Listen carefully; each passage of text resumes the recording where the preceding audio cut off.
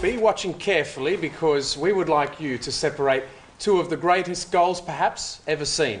Now on the left there's Diego Maradona's, on the right rather, mazy dribble from Argentina's clash of course with England at the 1986 World Cup versus the recent contribution from another Argentine, Barcelona wonder kid Lionel Messi. Both very similar as you can see, but we're asking which do you prefer, and at present 62% like that of Diego Maradona. So if you want to place your vote on which you think is the better goal, simply send us a text message for either A for Diego Maradona or B for Lionel Messi, and the number is 19902727, and we'll keep you posted throughout the afternoon. Now I wonder what our studio guest thinks. It's Sydney FC's goal-scoring playmaker Steve Corica. Steve, good to see you. How are you, mate? Yeah, good. What goal do you like? For me, I think it's Diego. He was a hero of mine when I was growing up. Two fantastic goals, by the way, but for me, I think it's Diego Maradona's goal, especially it's in a World Cup as well, so it's pretty hard to beat that, I think. Now, Steve, as much as I respect your opinion, bear with me on this one because maybe you might want to give yourself a bit of a rap here, because we're going to turn the clock back now 13 years, in fact, and a young Steve Corica, you'll see here in the clash between Marconi and Sydney Olympic, picks up from here a loose ball and off he goes. Same area, just watch. You know, it's the same areas. Yeah. I mean, not as many players to beat. No, remember this one? Still. I do remember this bit. Parramatta Stadium, I think it was. 13 years ago. Nice hairdo. Yeah, we thought we'd give you a rap because since we're comparing goals that were, you know, half the length of a pitch, we had to pull out your one. Not quite as good as Diego. You can't complain being compared to Maradona. Well, Messi, exactly, yeah. It's fantastic. Scoring's been a habit for you in the Asian Champions League recently. 4 goals, I think, joint top scorer now in that competition. And it's really been good going for you. What has been, I guess, the thing about your game, do you think, with a new coach as well in charge? Has anything, do you think, changed in a certain way with your game? Not really. You know, I try to play the same way all the time if I can. The goals have just been coming at the moment. I think Branko's got us playing a nice style of football, a passing game. He's got a lot of boys which probably weren't playing as well last year, all their confidence coming back. So I think that's the major key there. A lot of boys are confident. We're playing well. You know, we look like winning every game, which is a big point as well. Well, that's the thing, isn't it? Most of the matches you've been involved in, you've either come out very hard and got early leads, and if you've let it slip or not, or you've gone on with it, now you're in a good position. I mean, at least you are there fighting for a spot in the next round. So, I mean, what do you think about your chances of getting through with these 2 matches to come against Shanghai and Urua? Well, we're feeling confident. You know, obviously the games have been going our way. We've been scoring early. Our last game was the only game we haven't really scored early. They put us under a lot of pressure. You know, they sat back a little bit in the first half. So, you know, we talked about it at half time, how we're going to break them down. And I think if we kept the ball better than what we did in the first half, we're in with a shout, get it wide, and we did that. And the goals came in the second half.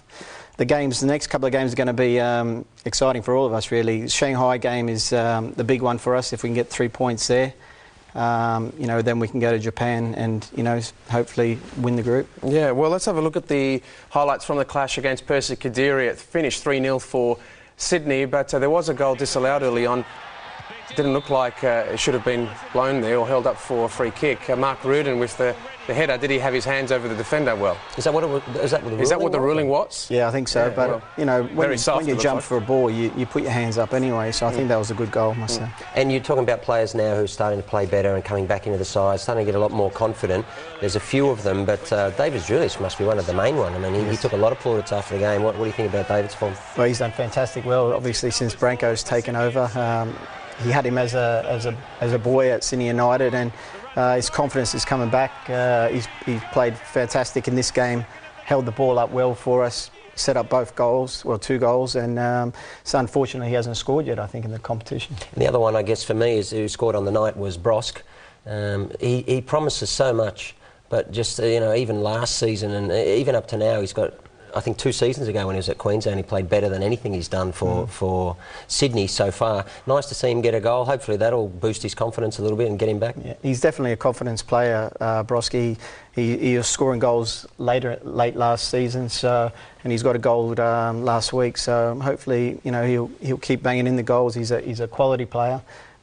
He's still young and raw, really, but hopefully Branko will bring the best out in him. Let's have a look at the table just to confirm the situation. 1 point the difference between Urua and, of course, Sydney FC at the moment at the top of that section, and that's going to be, I guess, an interesting now finish to this section. That's the other result, Shanghai and Urua scoreless. But when we do look at the table, you'll see that there they are, the two at the top, with Sydney to host Shanghai and then travelling to Saitama on match day 6. So we've seen you already beat Shanghai, but I think you might have got them at a time where there was a bit of turmoil at their club as well, where the two clubs in Shanghai had merged. And now you've got them maybe starting to gradually come into some form perhaps, because they've got a point off Urua, which is, I guess, a great thing for you guys. But what do you think now about the renewed challenge of facing them at home?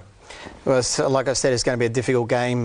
We need definitely 3 points from this game to set us up for the last game against Japan. But you know, they're a quality team, and obviously you've seen they got the draw against Urua there. So you know, we need to play to our potential and hopefully score a few more goals. Big boost to have Carney back for that game? Yeah, definitely. Carney will be back, and Ruben Zakovic as well. So we've got a couple of problems as well. I think Mark Rudin has got a bit of a strain in his calf, so I'm not too sure how he's going to be.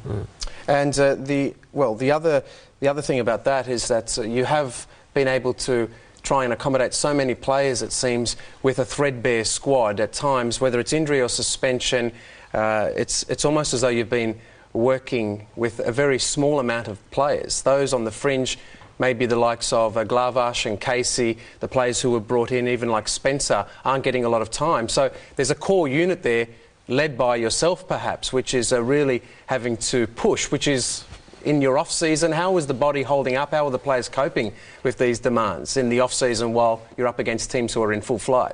Yeah, it's obviously difficult playing every couple of weeks. Branko tries to get a game against a state league club, you know, which we need during the weeks. Even though it's not like a Asian Champions League game or even an A-League game, but you know, they seem to raise their game against us and give us, you know, the workout we need midweek. So, but it doesn't help, you know, playing every couple of weeks. And players also coming in and out, Craig, such as you've got Milligan and Topol Stanley who've had the Ollie Roos campaign along with Zadkovic. So it seems as though there have been so many things to manage here, and yet they're still there fighting for a spot in the next round. Yeah, well, as we said a couple of weeks ago, I think it's extraordinary, to be honest with you. It's a great credit to all of the team that when you can be out of season, and you know, look when Urua come here. I mean, you know, that's a massive club in Asian terms, and they come here. I think they played 3 games in their season. They were in reasonable form, so they've just done a pre-season, and you know what that's like as an experienced guy, right? Right after the pre-season, you're only in the 3rd game. You're feeling so fresh and confident. Right. You can't run enough. And these guys are out of season, so even to go, I think in the first 2 games was when you really set up your campaign. You went against the 2 hardest teams, Shanghai and Urua, and got exceptional results. And I see at the moment, I think they're going to get through. OK, thanks for the moment, guys.